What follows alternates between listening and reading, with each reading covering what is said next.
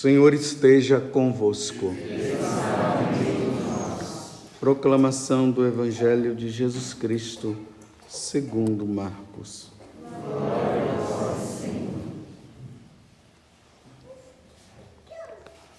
Naquele tempo, Jesus viu uma numerosa multidão e teve compaixão, porque eram como ovelhas sem pastor. Começou, pois, a ensinar-lhes muitas coisas. Quando estava ficando tarde, os discípulos chegaram perto de Jesus e disseram: Este lugar é deserto e já é tarde. Despede o povo, para que possas ir aos campos e povoados vizinhos comprar alguma coisa para comer. Mas Jesus respondeu: Dá-lhes vós mesmos de comer. Os discípulos perguntaram: Queres que gastemos 200 denários para comprar pão e dar-lhes de comer? Jesus perguntou: Quantos pães tendes? Ide ver. Eles foram e responderam: 5 pães e 2 peixes. Então Jesus mandou que todos se sentassem na grama verde, formando grupos. E todos se sentaram, formando grupos de 100 e de 50 pessoas. Depois, Jesus pegou os 5 pães e os 2 peixes, ergueu os olhos para o céu, pronunciou a bênção, partiu os pães e ia dando aos discípulos para que os distribuíssem. Dividiu entre todos também os 2 peixes. Todos comeram, ficaram satisfeitos e recolheram 12 cestos, cheios de pedaços de pão e também dos peixes. O número dos que comeram os peixes eram de 5.000 homens. Palavra da salvação.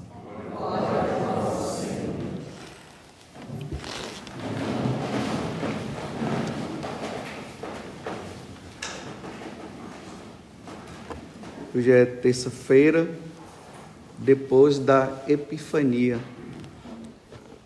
O tempo de Natal, esse ciclo do tempo de Natal, ele vai continuar até o próximo domingo, onde celebraremos o batismo do Senhor, e aí se encerra o tempo.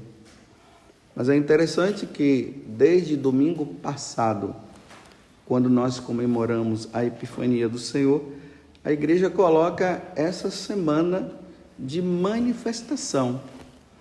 Como é que Deus ele se manifesta? Nós vimos lá ele se manifestando aos pastores, depois ele se manifestou aos 3 reis magos que vieram e viram na pessoa daquele menino o Salvador do mundo.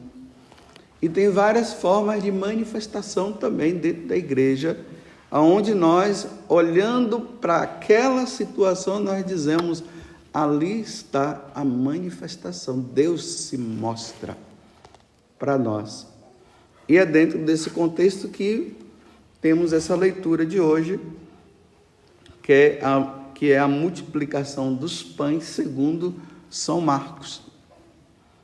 Então vejam o seguinte, como eu já falei aqui várias vezes, todas as vezes que nós vemos Jesus multiplicando os pães, nós não podemos parar apenas na situação de que Jesus multiplicou os pães porque o povo estava com fome e ele deu de comer para todo mundo e todo mundo voltou para casa feliz.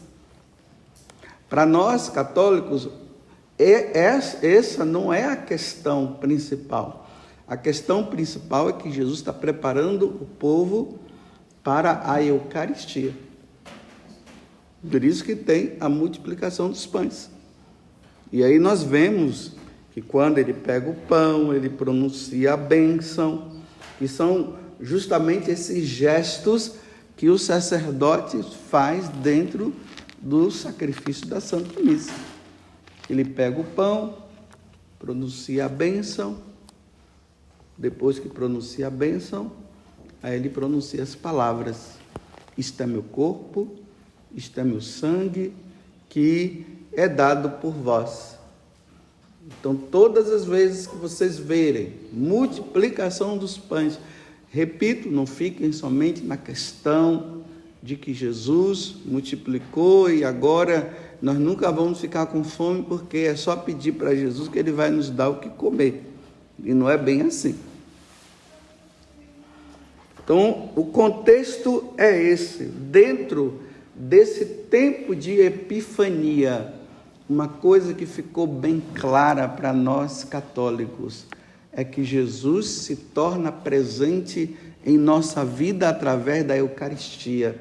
E através da Eucaristia ele se torna alimento para nós, para que nós caminhemos nesse mundo adverso, esse mundo que não quer saber de Deus. A única forma de nós encontrarmos força é na Eucaristia. Sem a Eucaristia nós não somos nada. Eu até digo assim, né? Sem a Eucaristia nós nos tornamos protestantes. Tirou a missa, a igreja fica protestantizada. Fica só com a palavra de Deus. E foi isso que Martinho Lutero fez, né? Tirou a missa e disse: o que importa é só a palavra.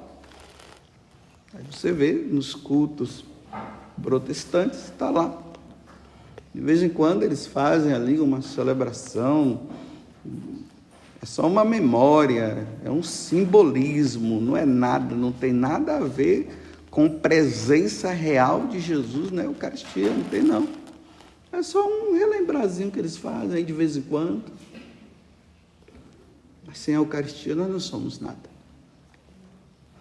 Vocês viram a primeira leitura que São João está dizendo uma coisa muito importante dentro daquilo que nós devemos ter como interpretação do amor de Deus. As pessoas dizem assim que Deus é amor, né? Ah, Deus é amor. Aí, esse Deus é amor significa assim: eu posso fazer o que eu quero, eu posso viver o que eu quero, porque Deus é amor. Posso fazer coisa errada, porque Deus é amor. Bem, São João está dizendo, por que Deus é amor? Deus é amor porque Ele enviou o Filho único dele ao mundo para que tenhamos vida por meio dele, vida eterna, a vida eterna que foi perdida no paraíso antes do capítulo 3 do livro do Gênesis. Adão e Eva tinham vida eterna. Aí o que foi que Deus disse? Não coma do fruto do conhecimento do bem e do mal, senão vocês terão a morte.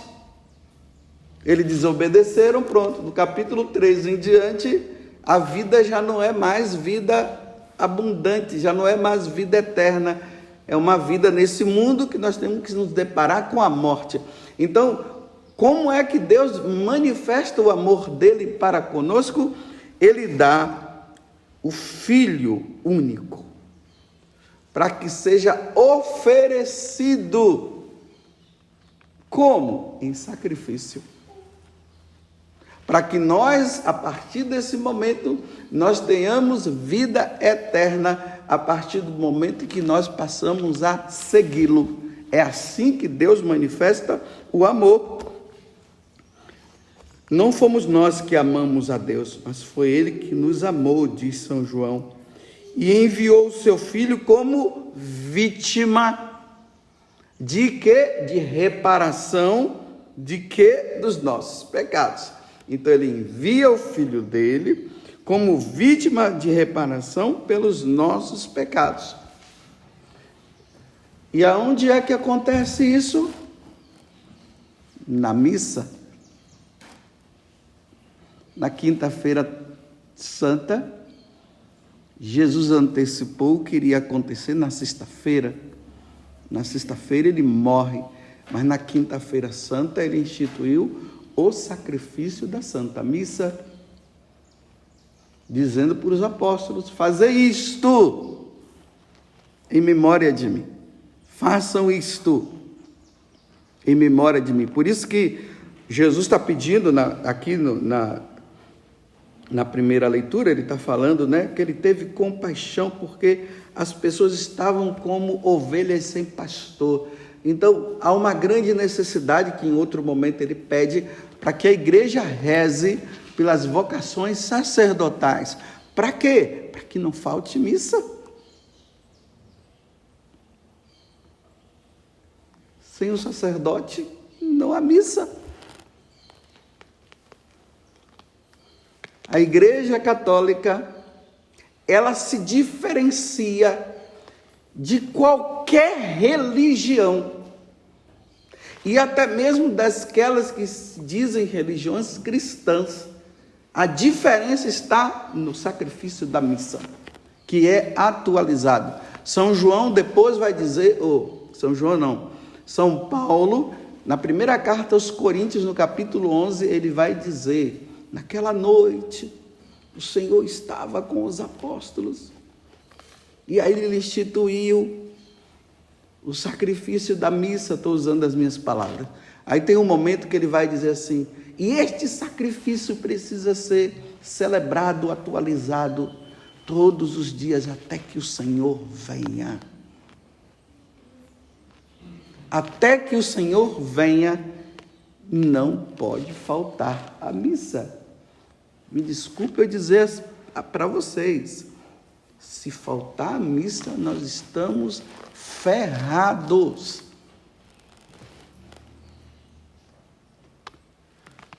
Porque no sacrifício da missa se atualiza o sacrifício de nosso Senhor Jesus Cristo.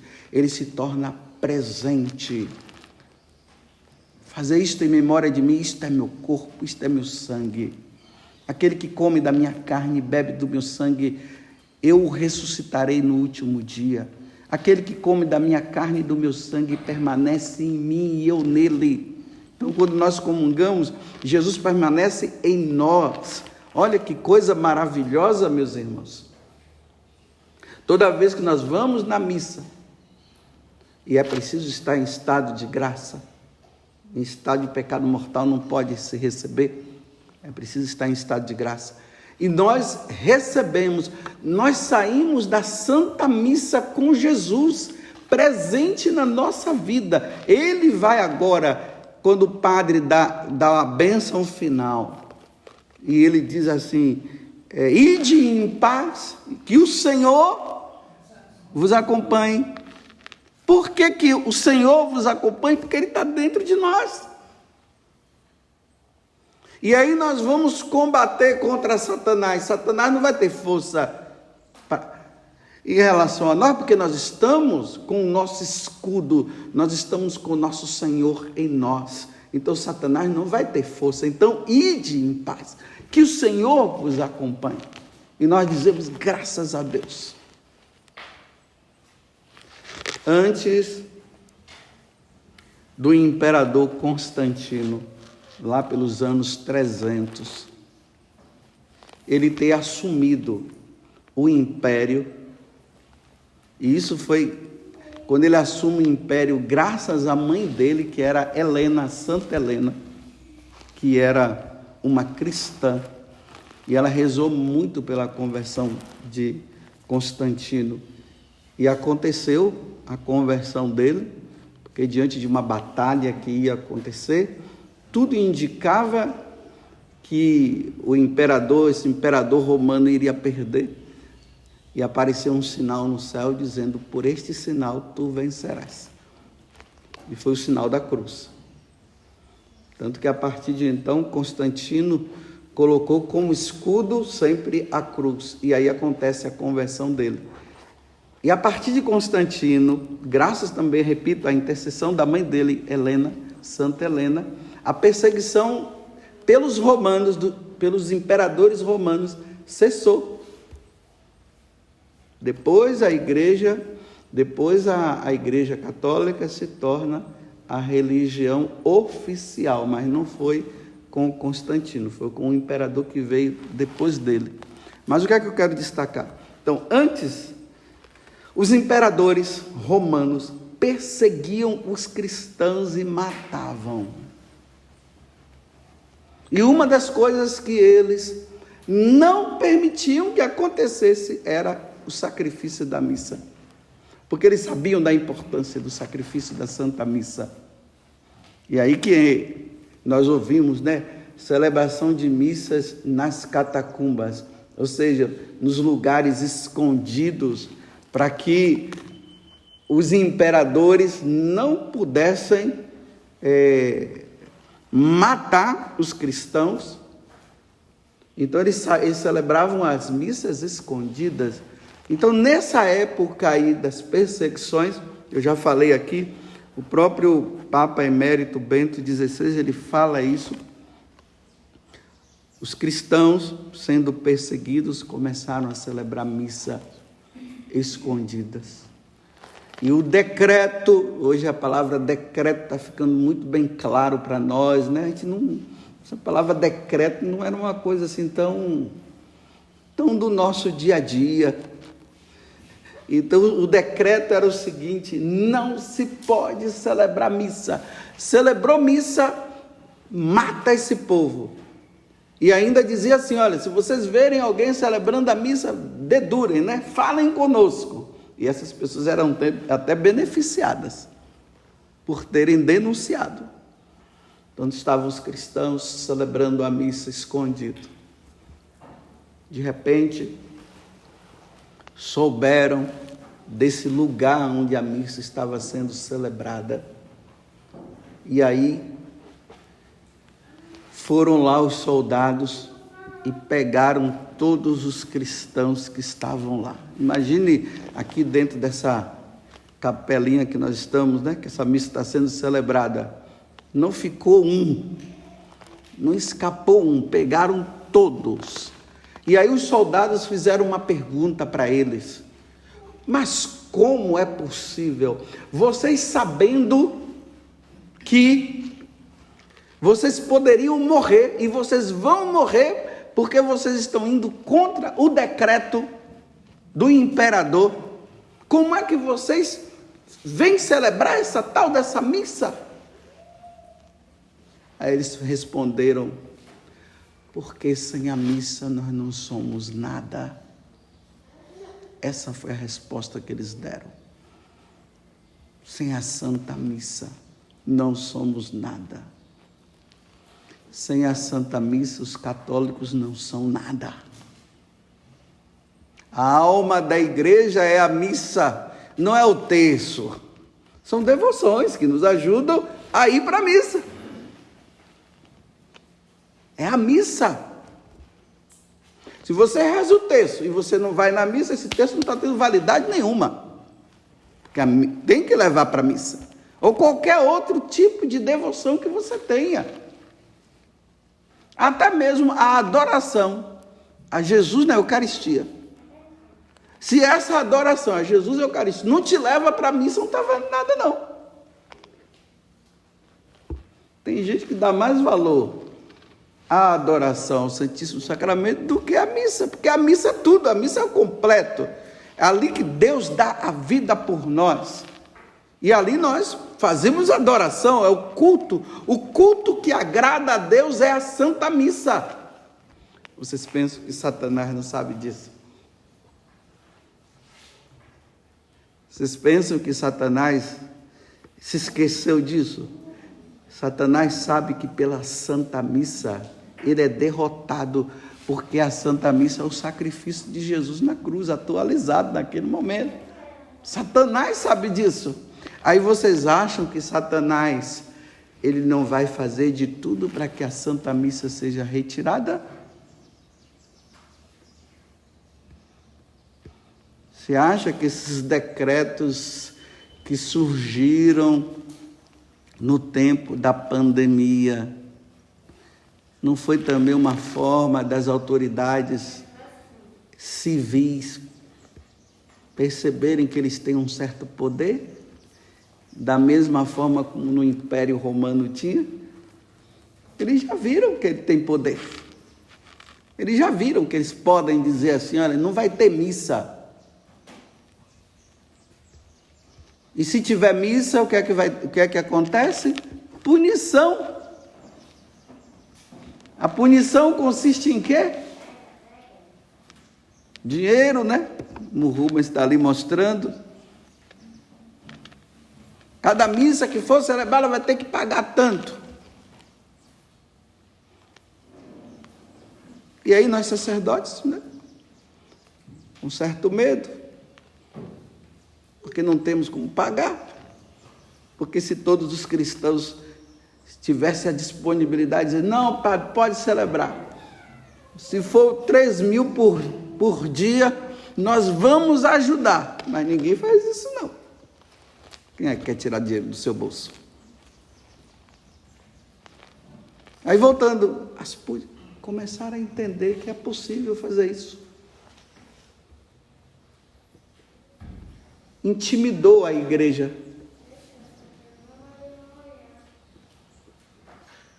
E os frutos disso está sendo o quê?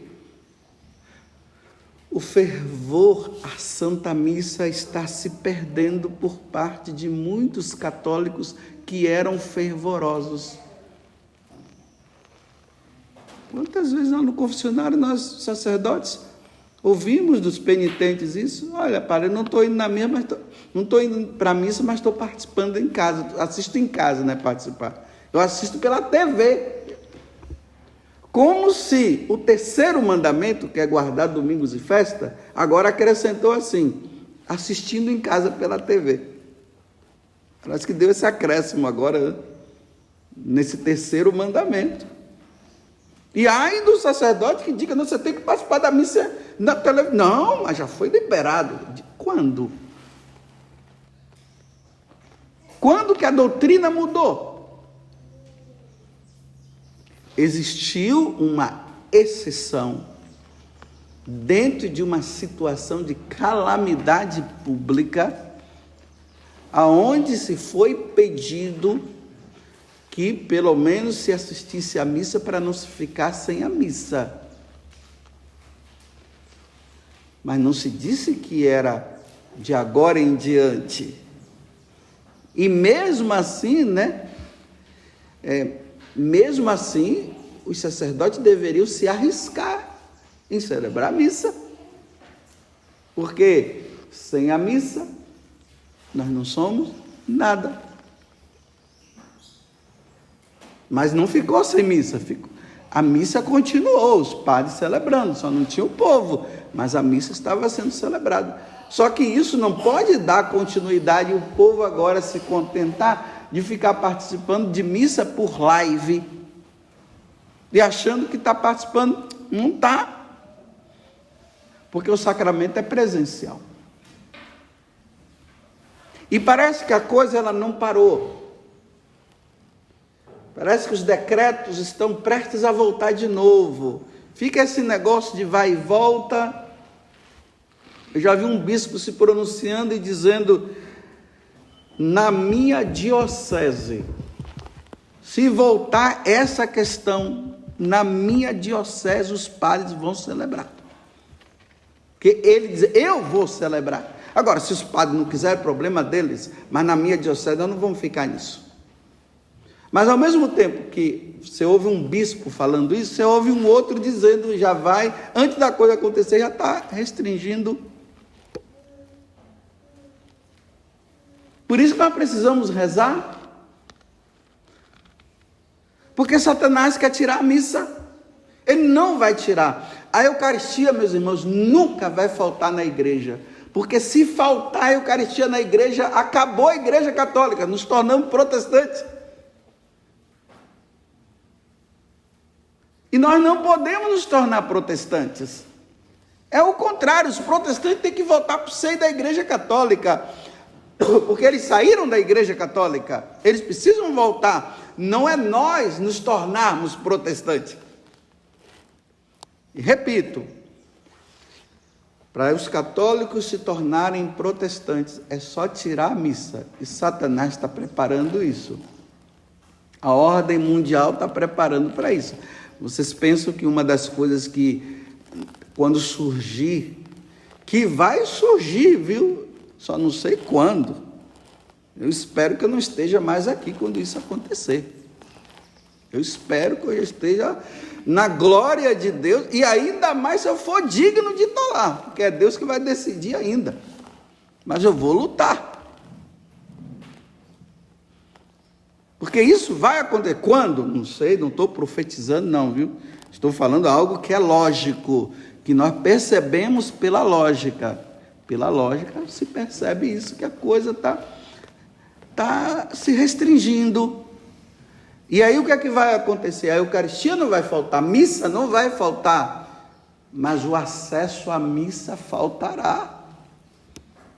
O acesso à missa, à Santa Missa.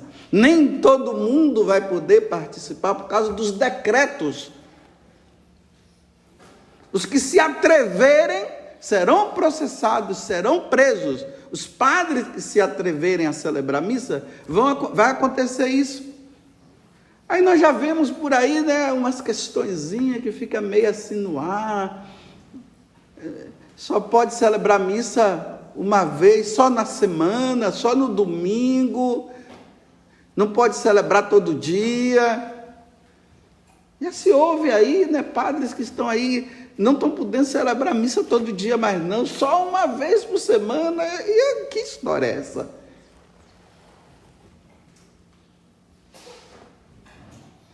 É uma vez por semana para depois dizer nem mais no domingo? E aí nós vamos ter que voltar a esse processo que eu falei antes de Constantino, que se celebrava a missa escondida. Eu espero que isso não aconteça mais, diante do que nós vemos na própria Sagrada Escritura, a abolição do sacrifício que está lá no livro de Daniel, e a dificuldade que vai passando na igreja, está começando a perceber. Repito, abolição não significa que vai terminar, vai ter, mas vai ter dificuldade. Hoje é uma facilidade. Nossa, aqui na Canção Nova nós temos missa em abundância. Tem 6 horas da manhã, tem 7 horas, tem meio-dia, tem às 18 horas. Na segunda-feira ainda tem das 15 horas, na quinta tem às 16 horas, quarta tem às 20 horas, e ainda tem as do acampamento. Meu Deus, o pessoal fica escolhendo missa aí à vontade. Não, eu vou nessa, não, eu vou naquela, não, eu vou dormir mais, vai acabar isso, viu? Não estou falando profecia não, estou falando da lógica. Como as coisas estão caminhando, se percebe isso.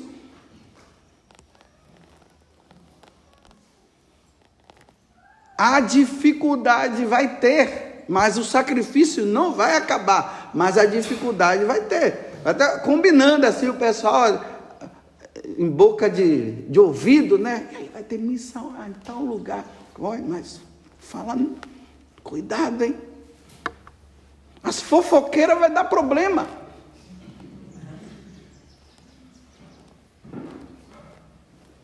Rede social, mandar? Não dá para mandar para o WhatsApp, não. Tem que ser ali, olha, com sinais.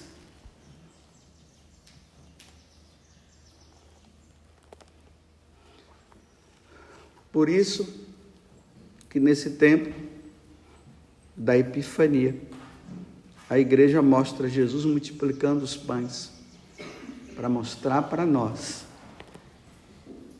que a Eucaristia, o sacrifício da missa é importante. A alma da igreja é a missa.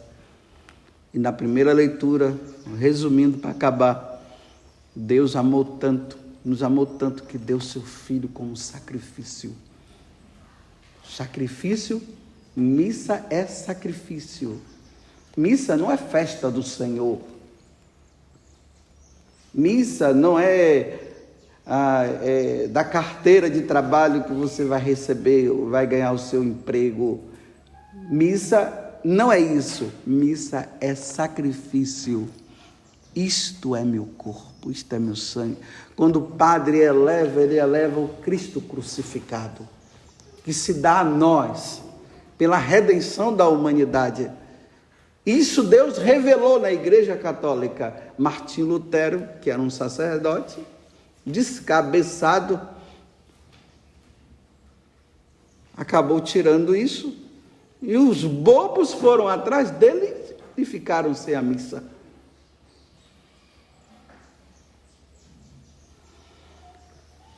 Louvado seja nosso Senhor Jesus Cristo e a nossa Mãe Maria Santíssima.